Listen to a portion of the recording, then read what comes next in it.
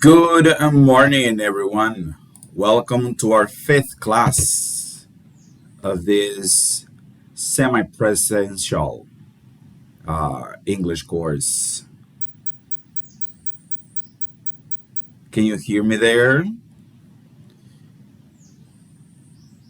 Yes, teacher. Good Yes, morning. yes, I Good can. morning. Good morning. Welcome, Rosangela, Luis Enrique, Stephanie, Elias, and Mariela. Okay, guys. So this morning we are going to continue discussing the modal verbs, and I have a question. I have a question. Who saw the video I sent? Who saw the video I shared in the WhatsApp group? Who saw it? I did. Okay. Rosangela also. Okay. Mariela, Elias. Okay. Stephanie, did you see it, Stephanie? The video that I sent? No, teacher. No, you haven't. Okay. Okay, so remember that you have to watch the video because from now on, we're going to go deep into those modal verbs. We're going to finish this morning the basic structure and the basic guides and rules about the modal verbs. And after that, we're going to go deep into the must, have to, and all the others. This morning, we're going to finish the first part. Well, the first part, which is the last part of the introduction. And then after that, we're going to review the whole must. So I'm going to get to leave many things to do for tomorrow. So I'm going to give you much homework. So you will have to do a lot of things during the day or maybe tomorrow because in order to keep up the rhythm, we need to do all the exercises that we have between the introduction and the study of the modal verb must because I'm going to leave you exercises about the all the modal verbs, and I'm also going to leave you exercises about the use of must in certain contexts. So it's going to be pretty interesting, not to say something else. Okay, so before we start, let me share my screen and we will discuss today's scenario, which is a pretty interesting scenario if you ask me because it's pretty common nowadays. Can you see my screen? Yes, I can. Yes, teacher. Okay. So, this morning's scenario is about the AI essay. All of you know what is AI, right? Artificial intelligence. Okay, ChatGPT. Okay, so a student submits a perfect essay that appears to be written by AI. So, the question is, should the teacher accept it? Should the teacher accept it? So think about that for a minute. Don't see it only as a teacher. See it also from the perspective of the student who has to live in this new reality.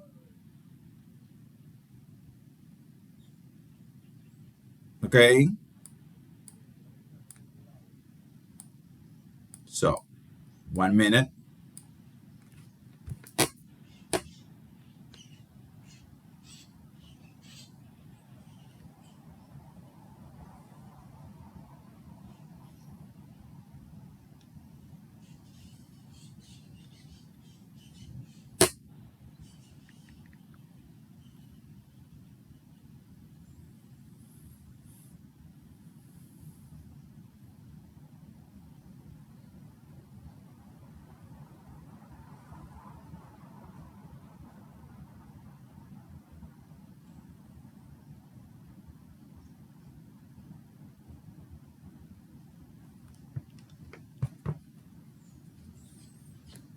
30 more seconds.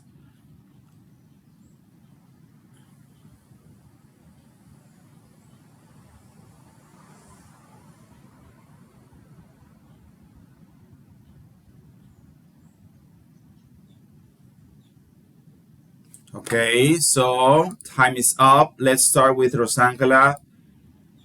Rosangela, what do you think?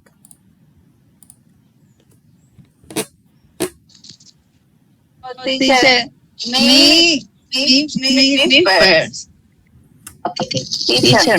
And the teacher shouldn't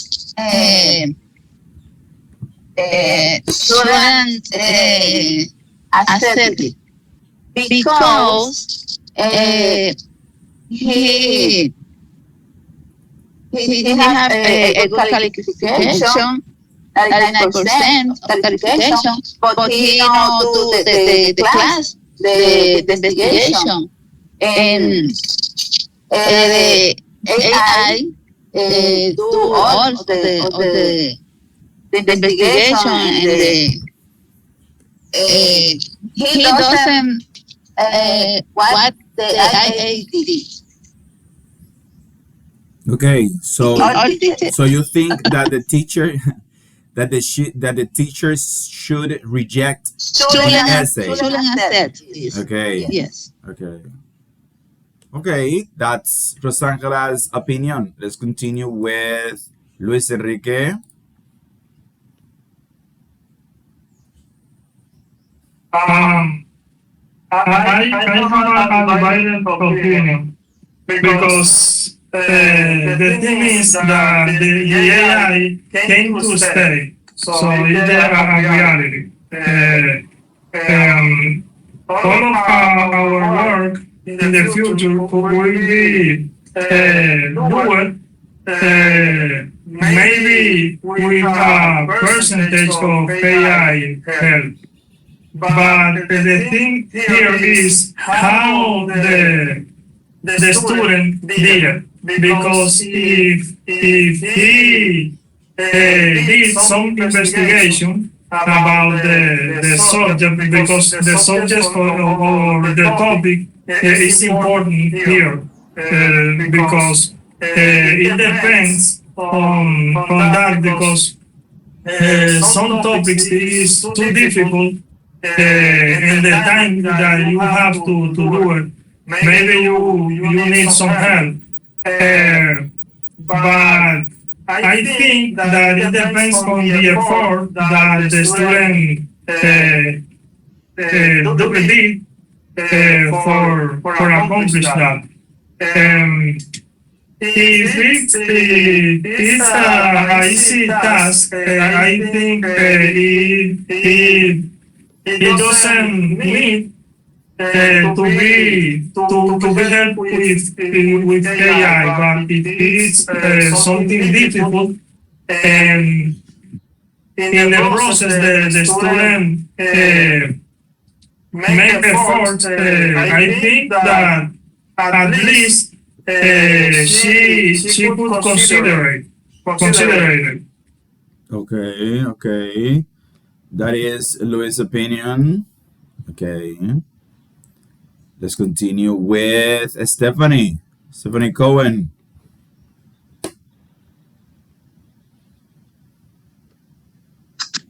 Good Good morning, morning, teacher. teacher. I I think think the the teacher teacher should should ask ask him him question question about the about the assignment assignment to to make make sure sure he he has has studied. studied. Could you please repeat that last part?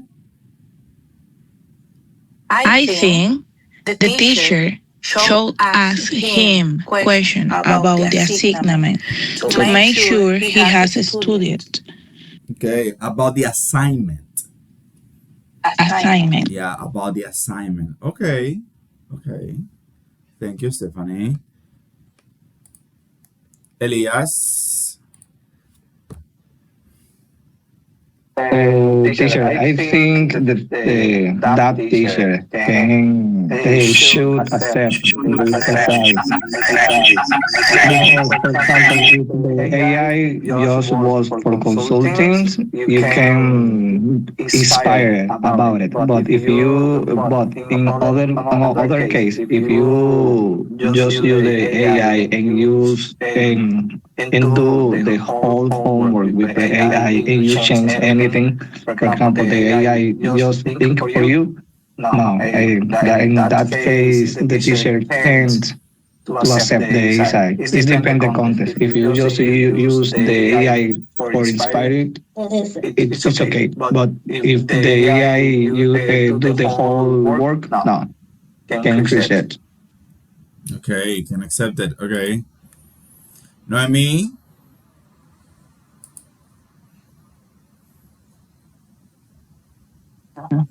Good morning. Uh, we're receiving some wait. feedback. There's a feedback. Noemi. I'm too close to her. Yeah.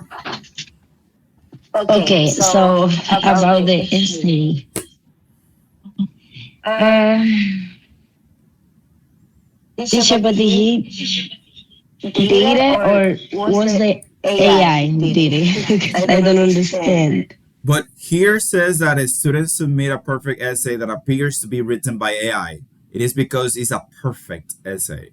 So if you are a Okay, teacher so and you see a student that gives you a perfect essay, that's going to be weird because perfect is complicated eh, unless it's a machine. it's called yeah, it's difficult to get a really perfect essay, but why if he did it?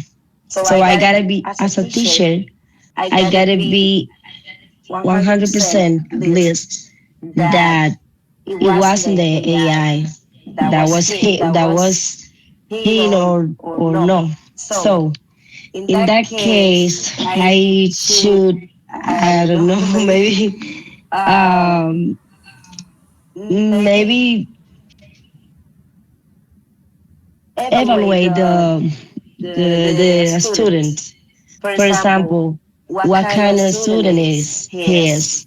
If he's always one of those good student, well, maybe he did it. Maybe it wasn't the AI, but if he's not, well, it's kind of hard, teacher, because what if he did Well, we don't know. That's the job of the teacher to find out if he actually wrote it or if he used AI to do it. Stephanie said something interesting before. You should ask questions about the assignment, and then you will know if he did Oh, it by that's oh himself or yeah, not, yeah. which is one of the I, best way to ensure knowledge. yeah, the thing that I will do just investigate about a little bit about the essay about him to make sure that he use the AI. But like you, I think that you cannot say a person. You cannot what is the word I'm looking for? Uh, accuse is the word I Okay. think. I think that you can accuse a person of doing something without you are very sure that that person did it right. Yeah, of course. And so that's why I think that she should investigate a little bit more. And I don't know. It's okay. It's okay, Noemi. Thank you. Joelina, tell me, Joelina.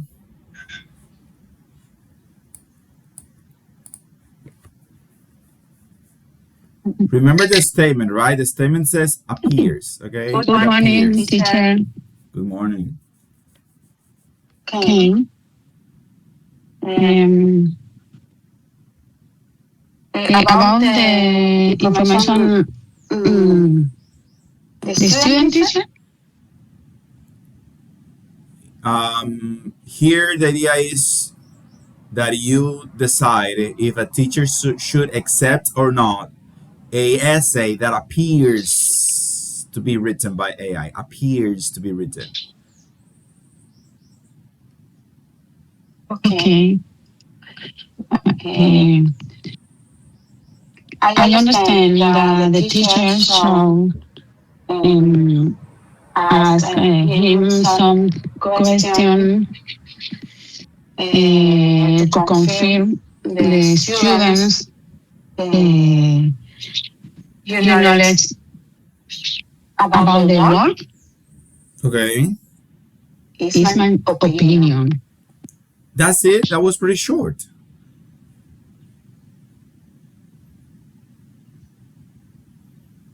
Okay.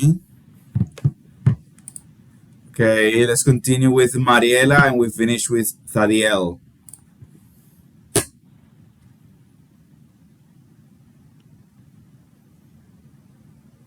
Good morning. Good morning. I think the teacher shouldn't accept the homework if the student didn't do the investigation. And like Stephanie said before, he can ask about the assignment and about the topic in order to be sure about his do the homework instead of the homework investigate. Because, for example, I use AI usually when I do my homework or write something because I investigate in the books or on internet, but sometimes I'm not sure about if I write correct or if I if there are another options about my redaction. So I made a first draft and I asked an AI to be first to be to write my own draft with the first with my own ideas. So maybe in this case could be that. Okay. Okay. That's an interesting point of view. Sadiel, you're the last one, Sadiel. You as a teacher, Sadiel, what do you think about this?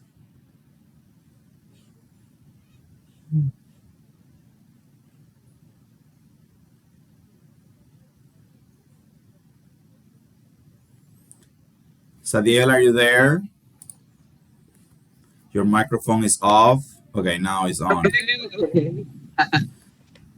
I am the way. But for me, it's simple. Sadiel, you're breaking. Technology. Sadiel, you're breaking up. Okay, you're breaking up. I don't know. I don't know if you are on the street or walking, but you're breaking up.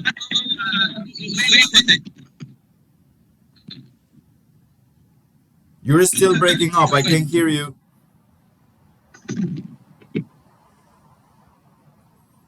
I can't hear you. It's like you are walking or something on the street. You're breaking up. Okay, well, let's see if Sadiel can solve his issues. Okay, guys, so this is a tough question, especially from the perspective of a teacher. And I'm going to use the teacher's perspective now. We know the majority of the time, without a doubt, when a student uses AI, because we see you every day at school and we know your capabilities, we know what you're capable of.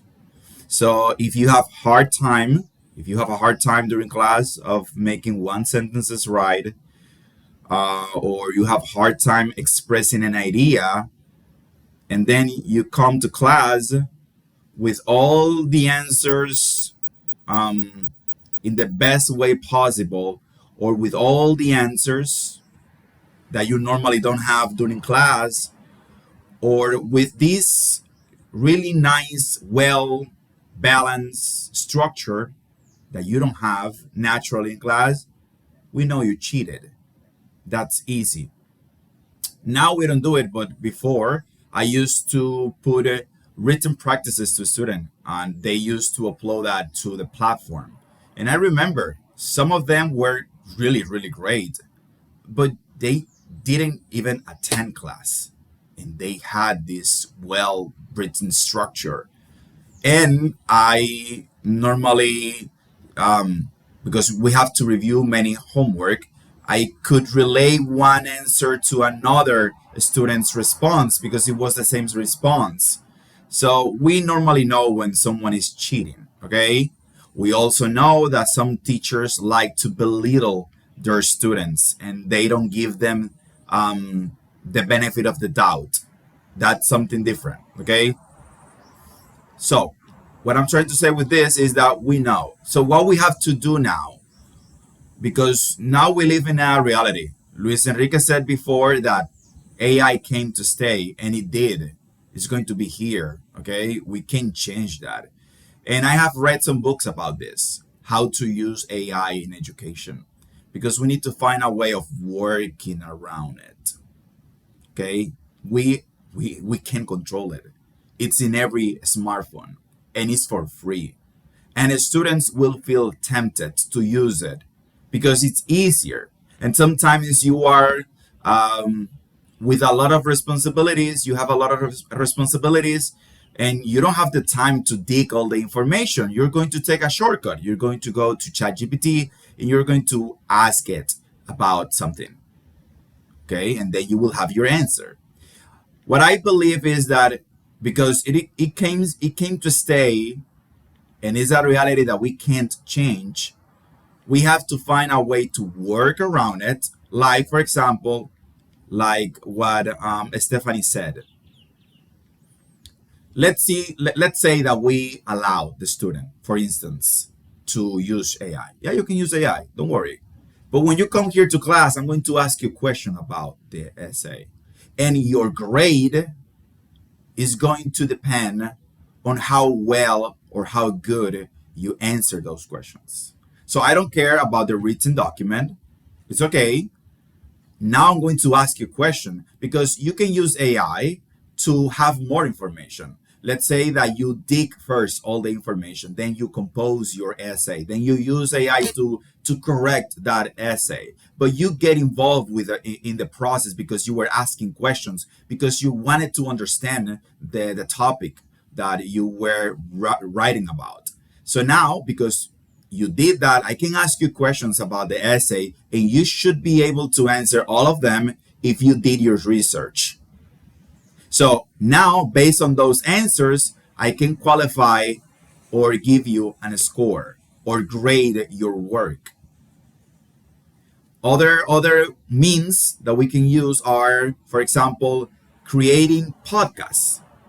Imagine a class that instead of having a teacher speaking or a student memorizing a whole essay, you have like this round table and everyone use ChatGPT. I don't care.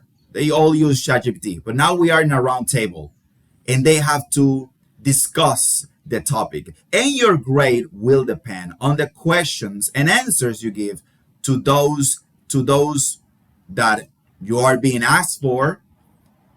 Because the other student is asking you questions. So I'm going to evaluate the student asking the question, for example, how good to evaluate how good are his or her questions. And also I'm going to evaluate how good are his or her answers. So in that way, I will push my students not only to use ChatGPT, but to use it correctly by asking questions about the things you are writing or about the essay it wrote for you. But you're asking questions because you really want to get a grasp. You really want to understand what it wrote. Okay? So I think that the best way is only to work around it. Work around it and try to make the most out of the time we have in class. Um, well, I can add another idea. I just don't want to take too much time. But um, there's a book that I read some time ago. It's not that long. Let me see if I can remember the idea correctly. Um, well, I don't recall. I had it and it just left. Okay, if I remember, I will let you know. It just left. But anyway, the idea is that we have to find a way to work around AI because it came in to stay, and there's no way we can avoid it. What we need to do is to make the best out of AI. I use it all the time, and I use it to gain more information. gain more information. Ah, I remember. I remember. So you remember that when you were in school, you had to dedicate too much time into searching and looking for the information. I don't know if you recall that. But when you were younger and you had to search or investigate a topic, you had to dedicate a lot of time to the investigation process and a little amount of time to the to understand the topic. Now, that book said that instead of spending that much time looking for the information, you can spend more time trying to understand the information. I don't know if you get what I'm trying to say. Sometimes you memorize information, but you didn't understand it. You only memorize it. So after you finish your presentation, you forgot entirely about what you just said.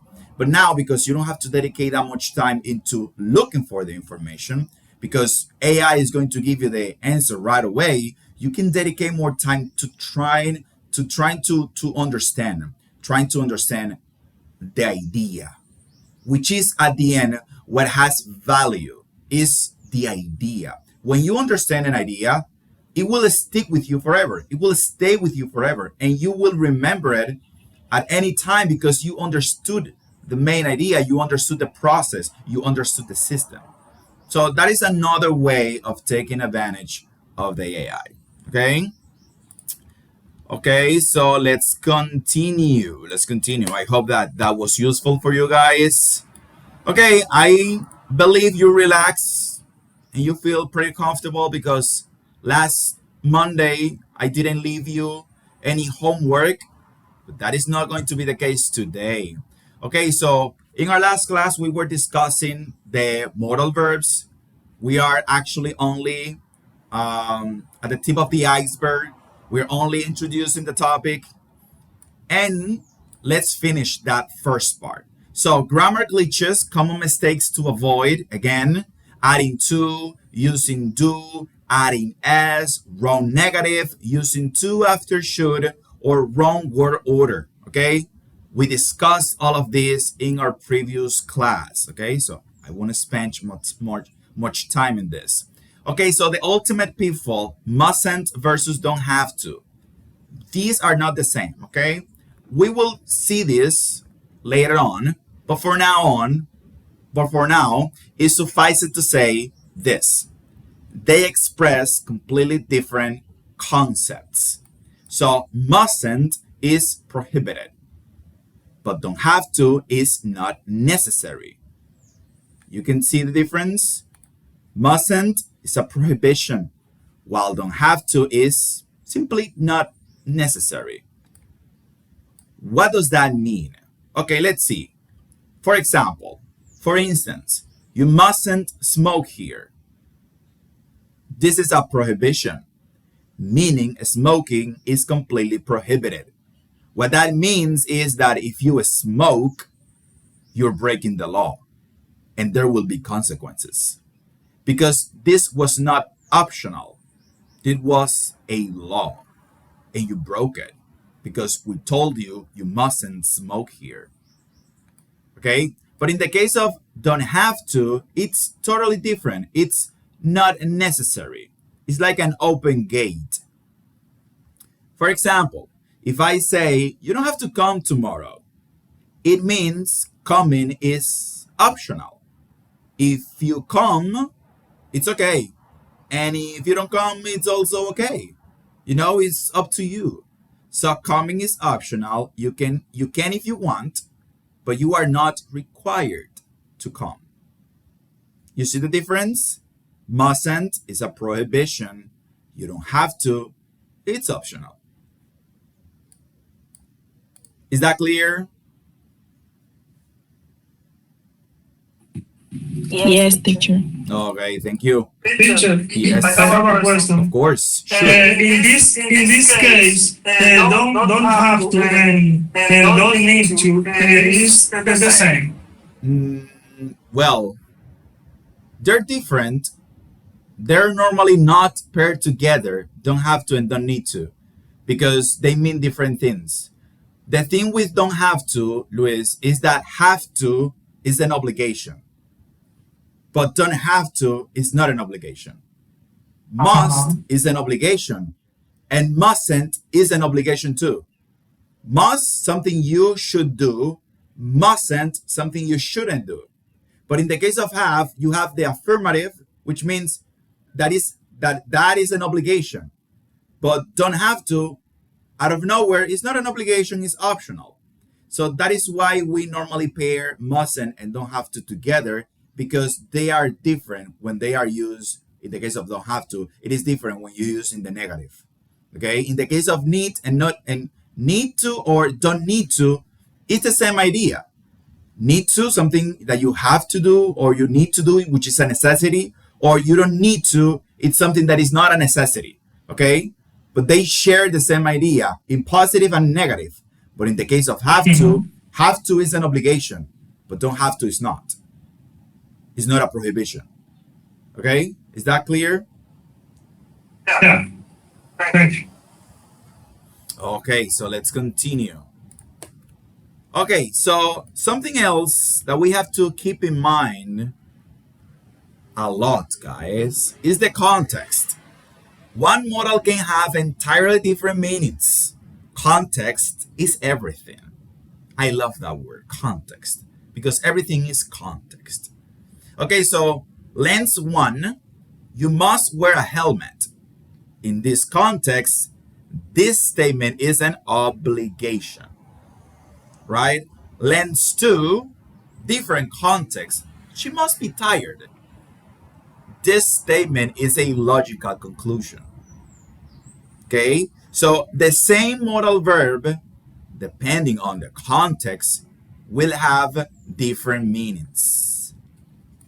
Don't worry, we will see more about that later. Okay, so in a nutshell, summary, must is for obligation, certainty, have to, obligation, need to, necessity, don't have to, lack of necessity, should is an advice, ought to is advice, had better is a strong warning, be supposed to, expectation, be expected to, formal expectation. As I said during class, be supposed to and be expected to, we will not deal with them now. We will deal with them later. Okay. Okay, so first homework. First homework. Easy. Diagnostic protocol. B, modal or regular. Write M if the highlighted verb is a modal, semi-modal, or write R if it is a regular verb. So here you can see that the verbs are highlighted. You need to write M if it is modal or semi-modal, and R if it is a regular verb. Easy. Number one, for tomorrow. Number two, precision selection. Choose the best option to complete the sentence. This is choose the correct response, right? We have three possible options. Only one is correct, and we have to place the correct option in the blank space. Easy. Number two. Number three, use one modal or semi-modal to fill in the blank. So we're going to use the modals that we have here above the exercise to fill up the blank spaces. Again, easy peasy. Next, read each situation, choose the best modal. This is more fun, okay? This is more fun because here you have situations and you have to think about what modal verb fits best in that context. And this is, in my case, I believe is more fun because this is less mechanical. You have to actually know the meaning of the modal verbs and their use. Okay. Number four. Okay, so the master key, guys. My teacher's step. Easy. Okay, so you need to ask yourself why. When choosing a modal verb, always ask yourself why the action is being expressed. Why? Is it a rule? Must? Have to? Is it advice? Should? Ought to? Is it a warning? Had better? Is it prohibited? Mustn't? Is it optional? Don't have to. Is it simply necessary? Need to. With this guide, you can identify right away which modal verb fits best in a given situation. Okay. And by the way, no textbook explain these modal verbs using all of these guides. Okay, believe me. Tell me, Noemi. Teacher, could you please go back to the first slides? This one. The first homework, the first First homework. homework. First homework. This one. This one right here. That was the first one? Yeah, this is the first one. Oh, yeah. Yeah, okay. Okay. Got it. Thank you. Okay. So, with that being said, guys, now we're going to dive deep into the first modal verb, must. Okay? You have an overview of all the modal verbs. Okay? An overview of all the modal verbs. With the class I gave on Monday, with the video you saw during the week, and now with this last part that I just taught you, you understand it. You should be able to use, because you understood all of the modal verbs, you know all of the modal verbs, and you know the rules, how to use them and how not to use them. In a general sense, nothing complicated. Now, we're going to study each of the modal verbs by themselves, okay? One by one. And now we're going to start with must, which is the first one always because it is the strongest obligation possible in English. Okay. So, we use must for authorities, decree, restriction level, logical conclusion, my favorite, internal drive, and a strong recommendation. Let's see one by one. Okay, so at the end of this chapter, you should be able to distinguish between internal obligation and external obligation. Use must to express strong recommendations and logical deductions. Form affirmative, negative, and interrogative sentences correctly. Compare must with have to. Avoid common learner mistakes. Use must naturally in everyday conversations.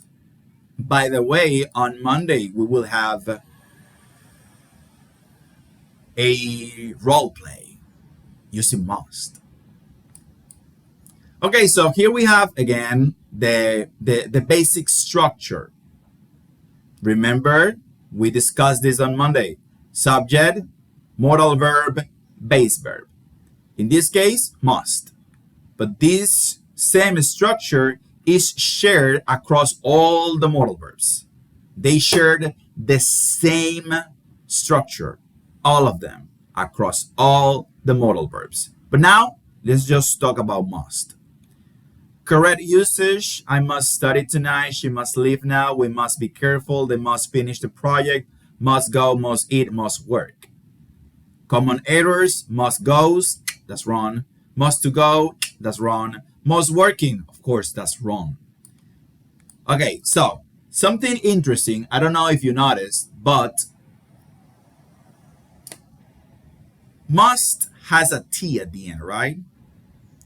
But when we use must followed by a verb, Americans drop the T.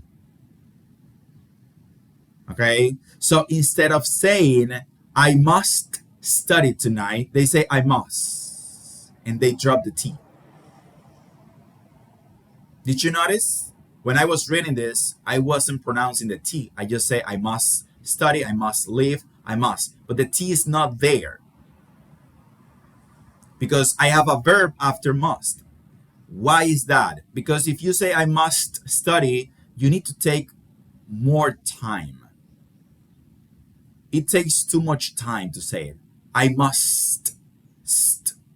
So, to make it more practical, Americans say I must, and they drop the T, and they can keep the sentence smoothly. I must study, must study, must. But when they use must by itself, they say the T, they pronounce the T. Yeah, I must. Okay, I must. If must is alone by itself, they say must. But if must is followed by a verb, they drop the T. Is that clear?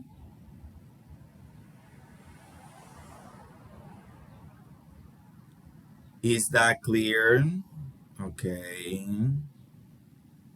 Don't fall asleep, guys. I know it's early. Okay, so Teacher, tell me, Rosanna. you go too fast, teacher, today. Me? Really? Yes. If you want, I can repeat something again. You just let me know. No, it's okay, it's okay. Okay. So, the first meaning, I will go slower. The first meaning is a strong obligation. I think that we all here understand the expression a strong obligation. ¿Verdad? Una obligación fuerte. Una fuerte obligación. Okay, pay attention to this. External authority and absolutely necessity. Okay, so this is the most common use of must. It expresses something that is absolutely necessary. The speaker believes there is no choice. Examples: you must wear a seatbelt. Absolutely necessary. Necessary, sorry. Students must complete the exam. You must stop at a red light. Passengers must show their boarding pass. Everyone must follow the rules. All of this is absolutely necessary. Okay? But pay attention to this. External authority. We use must for a strong obligation, right? And that obligation can be external or internal. As we can see in these examples, these are external obligations. For example, students must wear uniforms. Students must arrive before 8. This is not the choice or the decision of the students. No. This is the decision of the school board or school administrators, which means that I have this external authority who is telling me that I have to wear a uniform. I must wear a uniform. Okay? Another example, hospital. We have read this. We have read this, when we go to hospitals. Visitors must wash their hands. Or in our case, doctors must wear gloves. Again, this is neither visitors nor doctors' choice. This was implemented or given by the hospital administrators. So this is an external rule. And you have to comply. Airport. Passengers must present identification. You must remove your shoes at security. Again, this is not optional. This is an obligation. You have to do it. Okay? But it's external because it wasn't your choice. It was someone else's. And you have to comply. Is that clear? The external rule. External is not your decision. You go to a place and they have this set of rules. For example, at Infotep we say you must wear Infotep's t-shirt. That's an external rule. You have to wear it. You must wear it. It's not your decision. Maybe Rosangela, maybe me, I don't want to wear this. Maybe I want to wear a shirt or a hoodie but I have to comply because it's an external rule. And they told me, well, while you're working here, Rancel, you have to wear a coat. And that's why I wear my white coat during class.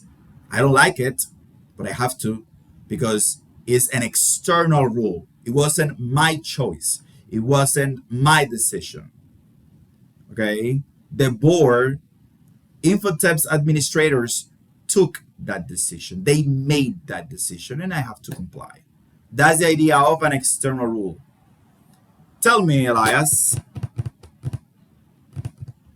Elias.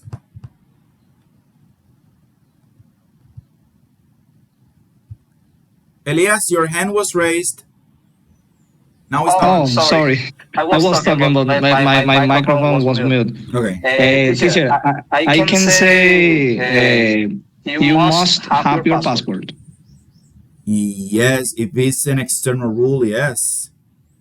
Okay, that's perfect. I was a little confused because, this must have together. You must. With together. Yes, for example, you must have your passport. Yeah, but have, must have is not the same as must have to. All right. Okay. Yeah, Yes, must have perfect. is Thank you. completely normal because remember that the semi-modal modal verb is have to, no have. Yes. Have is an irregular verb. So must have is correct. Must have to is wrong because you're pairing two Okay. modal verbs in one sentence. Is it I two that got makes a Thank you. difference? Someone said something else. Who was it? No one else? Okay. Okay. This is fun, guys. This is fun. Okay. So now, number 2, pay attention to this. We also use must for an internal obligation. We discussed an external obligation. Okay? The hospital, the airport, the school, those are external obligations. Now let's talk about an internal obligation. An internal obligation is an obligation that comes from the speaker. It's the speaker who feels that need. Okay. How can I distinguish one from the other? Well, if it is an internal obligation, you will use the first person singular. For example, I. Right? I must start eating healthier. When I see this sentence with this structure using the pronoun I, it's because it's my decision. Okay? It is not because I feel an external obligation. Okay, let me paint a different picture. The doctor said I must eat healthier. That is an external obligation. I must eat healthier. That is an internal obligation. That means that I feel the need to eat healthier. It's not something that comes from outside. It's my decision. And we know about that. We have these internal obligations that vary between person to person, and that's normal. Okay? I must brush my hair before I go out. That is my internal obligation. I feel that I have to do that. Okay, so when I use must with a personal pronoun, it's because I am expressing an internal obligation. I must pray before I leave my house. That is an internal obligation. I feel that I have to pray before I leave my house. So we have external, internal obligation. Okay? Another internal obligation, I must lose weight. No one is forcing me. It's my decision. I made that decision. Wow, I must lose weight. It means that is an internal obligation that I decided to lose weight. It was not the government, it was not the doctor, it was not my father, my mother, my cousin, my wife, my husband, whatever. It's only that I feel that obligation. It's my obligation, mine. I must. Got it? More examples. I must exercise more. I must call my grandmother. I must save more money. I must apologize. I must stop procrastinating. Okay? Okay. With that being said, let's look at have to using the pronoun I. Tell me, Luis. I have a inquiry. Can internal obligation include more than one person? For example, in my home, could I say we must start eating healthier? I think it's an internal obligation because it's my core, it's my house. Yes, from your perspective, because it's from, remember, the obligation comes from the speaker. You believe, Luis believes that we must eat healthier. So it's an internal obligation from Luis' perspective. Okay. But that doesn't mean that all of them, the people that are included in the we, believe or agree with you. For them could be an external obligation from their perspective because they don't feel that need. You do. And you are imposing that need maybe to them. And they have to apply because they're your sons or daughters or whatever. In this case, it becomes to an opinion or suggestion because it's only my perspective. Yeah, it's your perspective. You feel the need to do it. It's your necessity, your own personal necessity from your perspective, and you're sharing that. But that does not mean, right, that other persons are going to comply. It will depend on context. But yes, the idea is that when you say it like that, it's because you feel the need. It's like, for example, when we go to a church and we start preaching that we must pray more. That is how the speakers see that. We, and I included myself in that we must pray more. So from the speaker's perspective, it's an internal obligation. He feels that. Now we need to see if the other persons feel the same internal obligation. But at least from my perspective, it's an obligation. It is my perspective. And it's the same thing in Spanish. It is the same thing in Spanish. When I go to a place and I say, we must read more. I feel like that. I feel that we should be reading more. But the other that are hearing me, they don't believe that. They feel fine by not reading. So, it's mine. Well, but if the sentence was different, for example, the government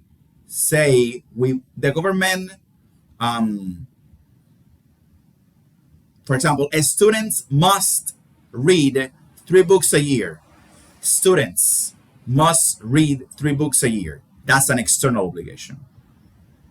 You see? It is not about it's not it's an external obligation that comes from outside and is imposing on someone else. Tell me, Rosangela. Teacher, what's the meaning of the procrastinator? Procrastinating. Procrastinación. Procrastinating is when you delay something.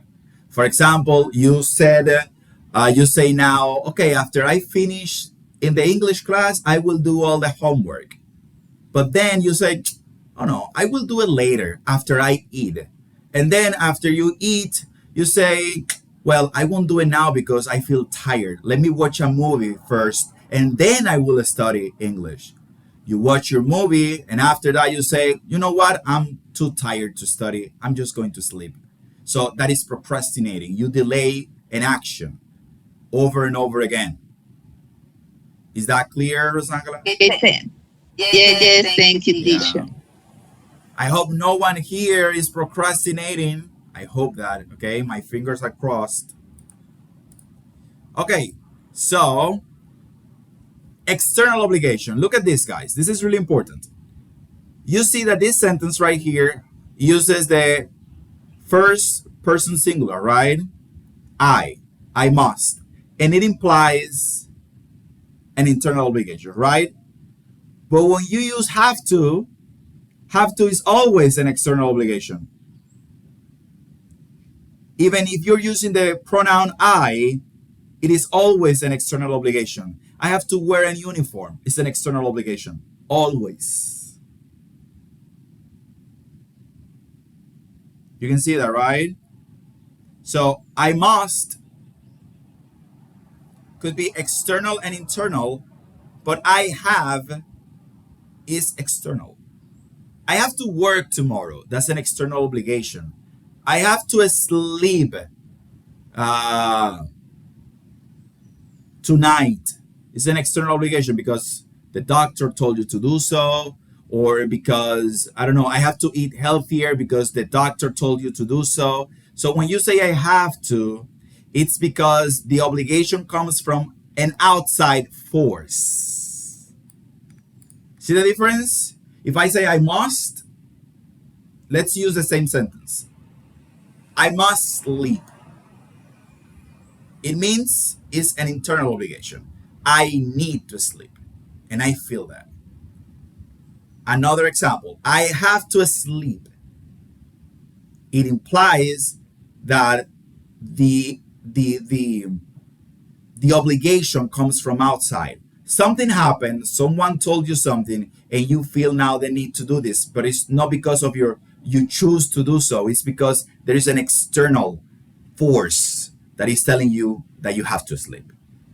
See the difference between I must, internal obligation, I have to, an external obligation, a force that comes from the outside. Is that clear?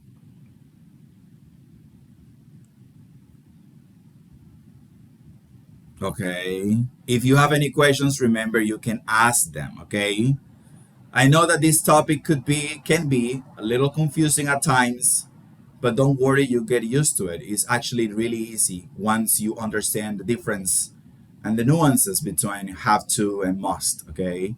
So, we can say for now, we have must that can be used for external obligation and internal obligation, and we have to that we will see tomorrow that we can also use for external obligation, but not internal.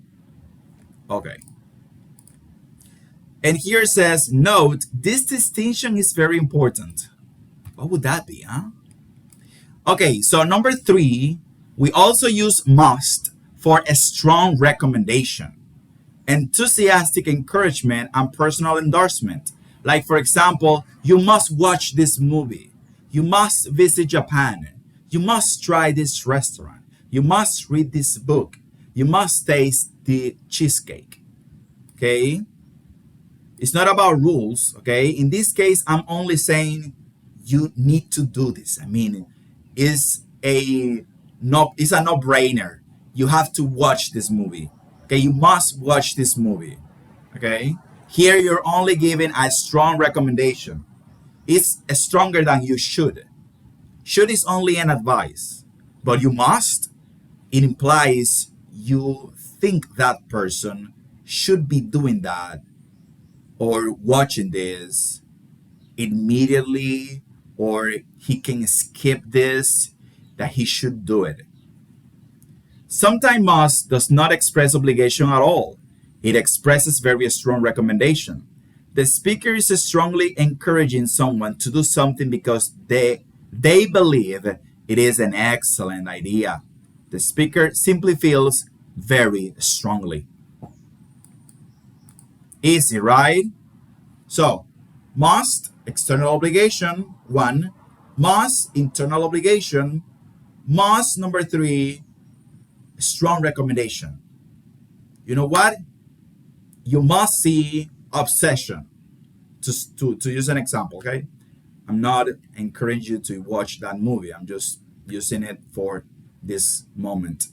But if I say, Noemi and Elias, you should go to the movies and you must watch. You must watch Obsession. You're gonna love it. Okay, it's because I believe it is an excellent idea. Okay, it is an excellent idea, and I want Noemi and Elias to know that, and I just must. Okay, if I say, Luis Enrique, you must read this book, it's a groundbreaking book. You must read it. I am telling Luis that I think that this book is an excellent idea, that this book is so good that he must read it. Okay? It's a strong recommendation. Is that clear? Is that clear? Is that clear? Okay, Luis. Joelina, is that clear, Joelina? Yes, teacher. So. So, huh? Stephanie, is that clear? Stephanie, are you there? Yes, teacher. Okay. Okay. Judith, is that clear, Judith?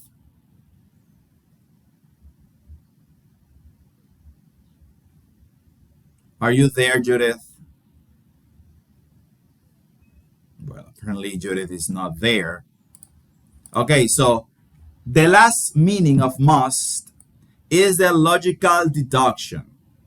This is one of my favorite topics, the logical deduction with the modal verbs that we will see later on. But for now, suffice it to say that we also use must for logical deduction. Sometimes must means I am almost certain. Okay? So the speaker reaches a conclusion based on evidence. This meaning has nothing to do with obligation. For example, I go to a house and I see that the lights are off. My conclusion is they must be asleep. Okay? If Stephanie tells me, teacher, I have studied all week, or I've been studying all week, my conclusion is she must be ready. So we use must when we want to express that we're almost certain about something, that conclusion that we reach based on evidence, we're almost certain about it. For example, when I wake up in the morning and I see that the streets are wet, without a doubt, I say it must have rained. Without a doubt, because the streets are wet. What other possible way we have to wet all the streets or the whole street? Very little besides raining. So when I see that the streets are wet, my logical conclusion is it must have rained. You see, we use must for this level of logical deduction. You are saying that you're almost certain about this. You're almost certain. To see this in perspective, because we will need this later on, we use might when we are 30-40% sure. We use may when we are 50% sure. But we use must when we are 95% sure. Okay, 95. That's the closest you will get to 100. 95. So when you are almost certain, you say she must, or you must, or you use must. Okay, the idea is that you use must for these logical deductions. Okay, and something else. Okay, remember when I was explaining to Luis about the difference between must, mustn't, have to, and don't have to? Here we have it again. So, as I said before, English textbook normally pair these two together because of this. When we say you mustn't, it's because we are prohibiting something. It's a prohibition. It is not allowed. For example, you mustn't park here. It means parking is forbidden. You mustn't wear jeans, which means jeans are prohibited. At Infotech, we have a rule. You mustn't wear ripped jeans. Remember that rule? You mustn't wear ripped jeans. Tú no puedes ir con pantalones rotos. Ripped jeans, right? So that is a rule. And you have to comply. There is a prohibition of wearing these ripped jeans. So that means that if you go to Infotech with that ripped jeans, they won't let you in because it is prohibited. Mustn't. Okay? Other example, you mustn't smoke here, student mustn't cheat, you mustn't touch the artwork, visitors mustn't feed the animals, driver mustn't use their phones. We know that we shouldn't be using our phones while driving. Mustn't. It's prohibited. But when you use you don't have to, lack of necessity, it is optional. For example, you don't have to park here. You may park here if you want. You may also choose another place. It means that if you do it, it's okay. And if you don't do it, it's also okay. I mean, no issues there. You don't have to wear jeans. Okay, so it means that jeans are optional. If you wear jeans, good. If you don't wear them, good. I mean, it's up to you. So when we use you don't have to, actually the ball, we are passing the ball into your court. The ball is in your court. You choose what you want to do. If you want to wear jeans, that's good. If you don't want to wear jeans, that's good. We don't care. It's up to you. It's not a rule. You don't have to. Okay? If instead of saying you mustn't wear ripped jeans, Infotech say something like, you don't have to wear jeans. It means that if you go with jeans, it's okay. But if you want to go with a skirt, it's also okay. If you want to go with a formal pair of pants, it's also okay. If you want to go with a dress, it's okay. But in this case, that rule is not optional. They don't say you don't need to or you don't have to. They say you mustn't because it's not optional. It's a rule. It's a prohibition. You can't come with ripped jeans. Is that clear?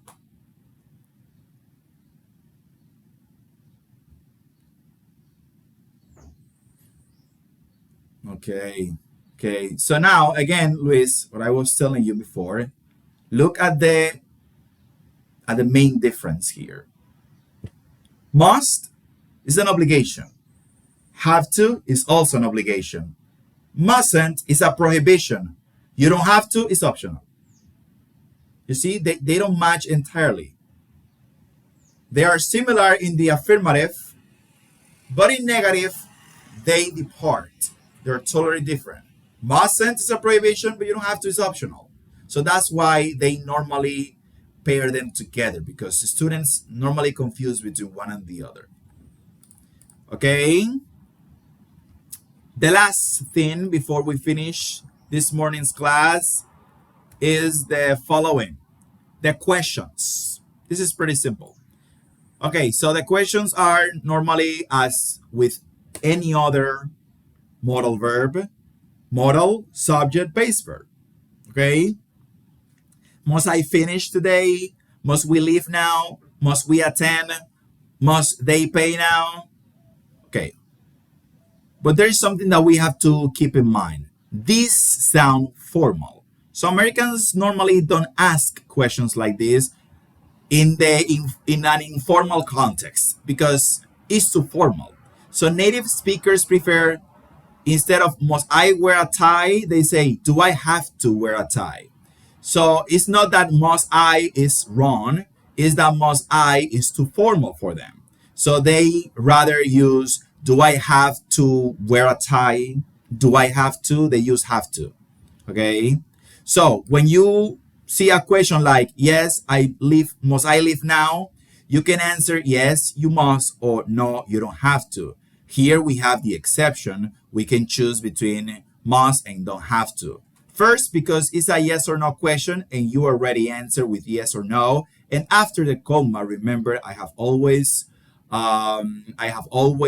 told you that you can use something else, but you have to answer with a yes or no first.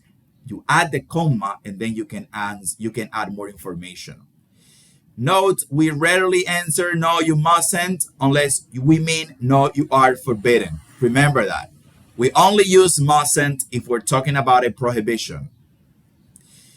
And last but not least, here we have something that I discussed on Monday. Remember that we don't use these modal verbs in the past, they don't exist. We can use them in the present and in the future with an adverb of time like tomorrow. But when we want to go back in time, present and future, we have the semi-modals like have. They can be had to, have to, and I will have to. Okay, so here you have the comparison matrix, must versus have to. Again, the same thing. Usually internal obligation, usually external obligation. A speaker decides, rule or authority decides. Used for a strong recommendation. Usually not used this way. Used for logical deduction, never used for deduction. No past obligation form, has past form, had to. And more common in written rules, public notices. Passengers must remain seated, very common in everyday conversation. So because must is such a formal structure, when it comes to rule, we're gonna see must in written documents, and in official rules. Like for example, you must wear your seatbelt. You know what is the seatbelt, right? El cinturón de seguridad. You must wear your seatbelt. But have to is the most common expression in English, in spoken English, when we are talking about external obligation. Okay. Must is more common for in spoken English for internal obligation, while have to is more common for external obligation. But you can't forget that, nevertheless, we can use must for an external obligation as well, but it's not common. Okay, in spoken English, in everyday English, we normally are going to read it in signs like you mustn't come here, or in written documents and in official rules. Okay, so let's give you some homework. Here we have examples. Okay, let's continue with the homework. With this homework, we're going to finish this morning's class, which I feel it was very, very productive. It was rather productive. Okay, so first one, choose the correct answer. Here you have to choose the correct answer. Easy peasy. You have questions, blank spaces, choose the correct answer. Then you have this one. Complete each sentence with must or mustn't. Easy. Next, obligation or deduction. Here you have sentences. You have to identify which is an obligation and which one is a deduction. Easy peasy. Rewrite the sentences using must. Here you have these sentences. You have to rewrite them using must. Okay. This one is a debugging. Each sentence contains one mistake. Rewrite it correctly. We have these sentences. All of them have a mistake. You have to rewrite them correctly. Your favorite exercise, right? And that's it. Well, that's it. Not that much, huh? Tomorrow we will do a role play using must, and we will start the next modal verb have to in detail. Okay? But first, tomorrow we're going to do some role plays with must, practice some structure with must because you need to understand this very, very well. Because when we see all the modal verbs, I have a special practice for you. Well, all of those modal verbs are going to be integrated and you will have to choose one or the other. It's going to be pretty, pretty fun. Any questions? Any doubts? Rosangela. Teacher, I can say on Sunday you must give us too much homework. Well, in this case, you're talking about the past. You want to say that I gave No, you that now today, teacher, today. here? Well, you can say You must give teacher. You gave us too much homework. Gave us. gave us Yeah, too gave much us. homework. Yeah, because must can be used in that context. It's too much homework, teacher. Yeah, I'm compensating. Well, I gave you the week, right? You didn't have any homework on Monday, and you don't have a practice on the platform. I give you that. Yes, Okay, teacher, so now you have. but teacher, Uh-huh. we have only one day for too much homework. Yeah, I know, but it's easy. It won't take much time. If you do it right away, now that the topic is fresh in your mind, and if you do it right away, you will finish right away too. But if you postpone it for later, you will forget about the rules, and it will be difficult. So now, that's my advice because remember that this is from 8 to 10, and we're finishing at 9:20. So I am giving you 40 minutes of the class to do this exercise right there in your house on your bed. So that's easy. I mean, Okay, thank you, teacher. okay. Teacher, Uh-huh. I prefer that homework through the week than just Sunday because it's too much homework just for one day.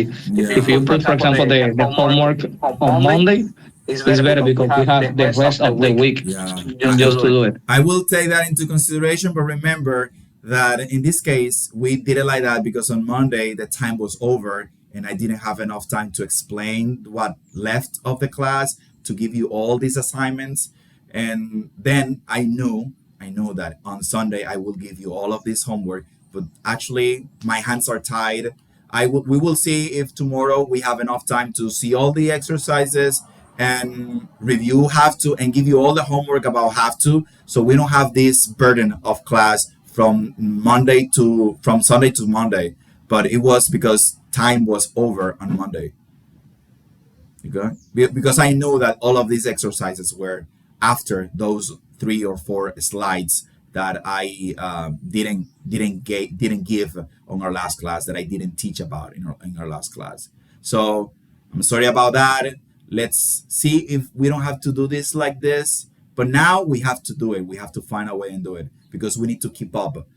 We can fall back, fall behind in the schedule. Okay, I will send all the picture of the exercises to the WhatsApp group. I will share them to the WhatsApp group. If you don't have any more questions, this class will be available later today.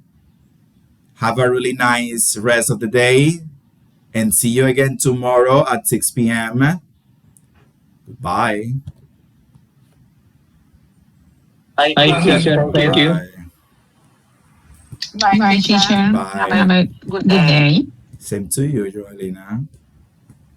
Thank you. Have a good day. Same to you, Rosangela.